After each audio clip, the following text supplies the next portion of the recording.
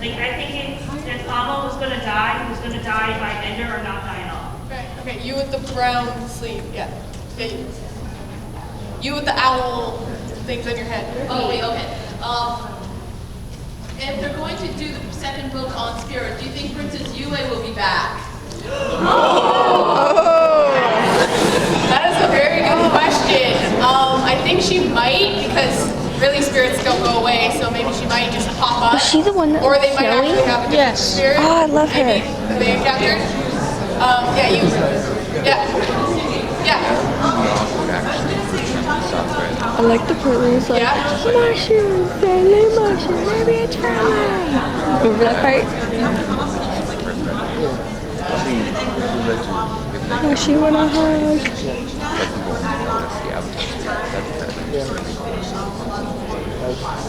Yeah, I think that's going to happen too. That the plot's going to have to change if Tarlok and Amon are actually gone. They're going to have to come up with a new enemy, I guess, to help her get in touch with spirit. You in the gray with the gray face, yes. Guys, I can't hear. Sorry. Yeah, sorry. Go again.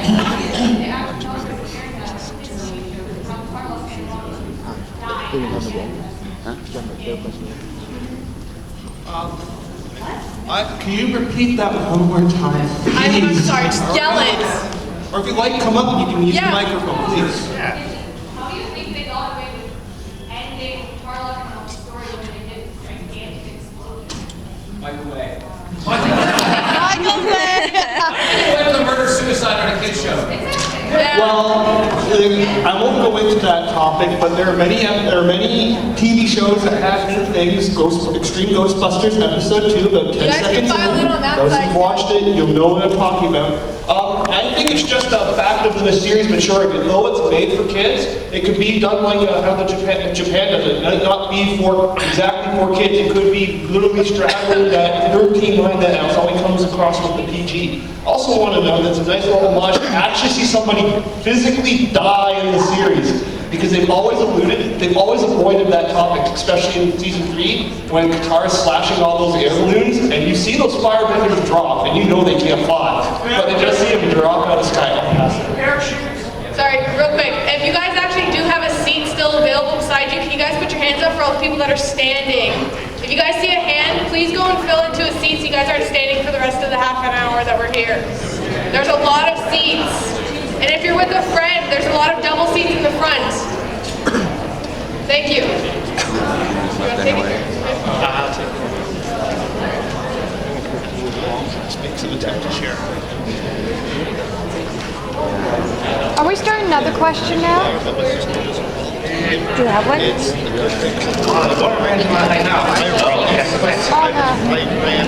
you have one? Yeah, I have one. It's about the animation quality of The Last Airbender versus the animation quality of... Way better. Oh, yeah. Korra is way better right now. Guys, we're going to start a new topic. We're gonna... Okay, next thing I want to talk about is the foundations of Republic City. Who's read through The Promise and the Surge? Raise your hand. Who is surprised by the revelation at the end of The Surge Part 1? It sucks. There's a reason why Zuko's father hated him. We need to find out why. It's really cool. Okay. Anyway. You in the brown long sleeve. Yeah, you. In the end of No. Yeah. Oh, you mean the first? you've read it? Yes. Katara is, Oh, yeah, yes, it's actually the grandmother, sort of obviously Tenzin's kids, because Tenzin is Katara and Aang's son, along with, yeah. Umi and Kaya. Yeah. And we did hear Jinora and Iki call Katara Grand, of course. Yeah. Okay. Any other questions we have? Oh, yeah. Sure. I just want to point out, might be a little crude if I do, but when you look at the ages of Tenzin and Katara, who here thinks that Tenzin might have been an oopsie baby? Tenzin was the last one. Tenzin's the youngest. Yeah. Yes, but he was literally born at the literal half point of Katara and Aang's life. And if you actually look, all the brothers and sisters are incrementally older than him by about 20 or 30 years, I believe. But they kind of need to keep going until they had an airbender. Otherwise, the airbending would end. Would have died. Yeah, pretty You in the white shirt with the red headband, yeah. I just think they would have had to keep having children in order to produce an airbender to continue the art. Right. So I know the age difference is quite large, Well, on that, I could agree with that, but if I remember correctly, the older sister, the eldest sister and the older brother are only about 5 or 7 years apart. So I would assume if they were to keep trying after that point, even if you want to keep an age gap to like just so you're not raising 2 or 3 young children at the same time, there's still that 20, 30 years difference where Katara seemingly would be infertile. So I don't actually think that goes all the way through the logic steps. Tenzin's like 50. If I remember correctly, he's actually not. He's about his mid-40s. Actually, I think he's closer to 40 than 50, if I remember correctly.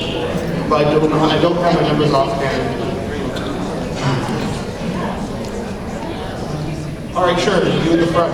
Couldn't Katara use her wideband healing to extend her lifespan? That's why she's the only one alive?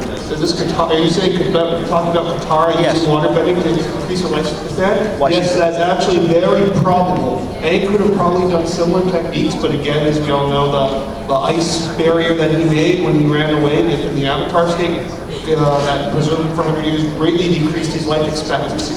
Very much. Sure. It's not really a question, I just looked up, it's 51. Yeah, see? So it's not as much of an age gap. But having no hair would make it hard to tell. And I am wrong and you are right, and congratulations for correcting me. I'm not a number master, but I can remember some things to a degree. Next question. You with the end of your sleep. Speaking of Aang and Katara's family, who's really excited to hopefully see more of Uncle Boomy in season 2?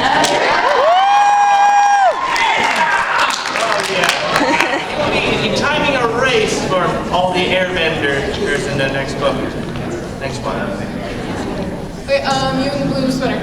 Hi, there was involvement in the first Airbender series where the first was made when Katara's third or fourth grandchild was born that she was going to die. Is that continuing plot or did you guys completely forget about it? I'm sorry. We thought about it. It's okay. Yeah, I'd have to say that probably she might in the second book, because you don't actually know, because like some people when you notice when they're older, right, they might look like they're gonna die, but then they don't.